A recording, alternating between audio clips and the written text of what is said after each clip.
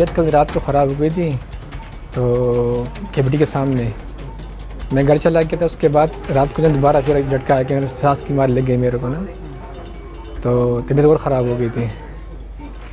तो मैं तो दवाई लेके सो गया था।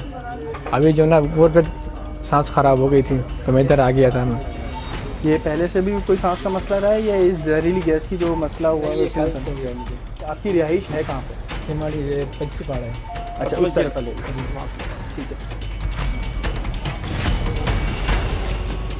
सांस की तकलीफ़ में ज़्यादातर लोग आए हैं, वो उनका चेस्ट के अंदर हमारी लैंग्वेज में वीस कहते हैं, तो उसके साथ आए। बहुत ज़्यादा सांस फूला हुआ होता था उनका, गले में इरिटेशन थी, आँखों में इरिटेशन थी बहुत ज़्यादा, सांस लेने में बहुत ज़्यादा दुश्वारी के साथ आए।